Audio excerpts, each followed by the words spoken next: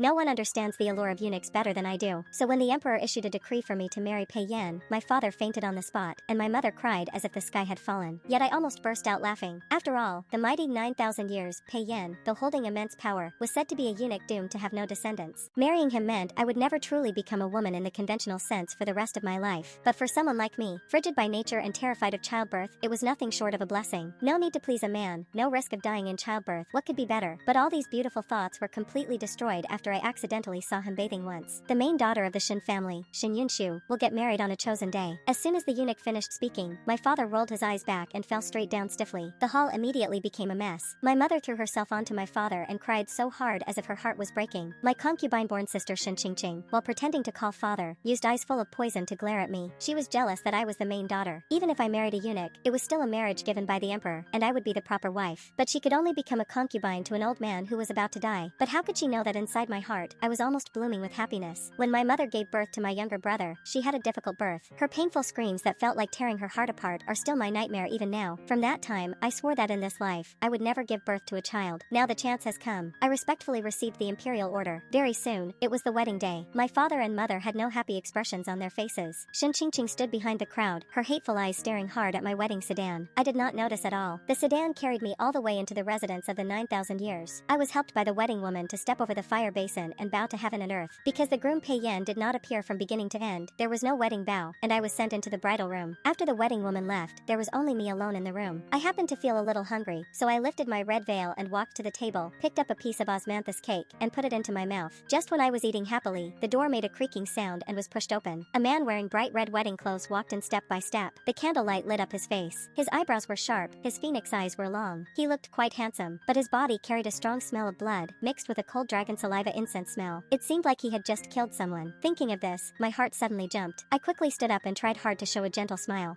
Husband. pt1 did not speak. He just used those deep phoenix eyes to quietly look at me, like he wanted to see through me completely from inside to outside. I felt my scalp go numb from his gaze. I was afraid that this person might have some abnormal habit of abusing his wife. Even though I do not need to have children, if I get beaten every day, life would still not be good. Just when I was thinking wildly, he suddenly reached his hand toward my face. I was so scared that I did not dare to move at all and even closed my eyes, but the next second, I felt a cold finger gently pass over the corner of my mouth. I opened my eyes and saw that he had taken his hand back. On his fingertip was a small white piece of cake crumb. My mind became completely blank. I could not understand his action at all. pt1 looked at my stunned face, and the corner of his mouth seemed to rise a little. Afraid of me? I shook my head without thinking, then quickly nodded. How could I not be afraid? The smell of blood on his body had not even gone away yet. pt1 seemed to find my reaction very interesting. The look of studying me in his eyes became a little softer. He did not come closer again. Instead, he turned around and sat by the table, asking with interest,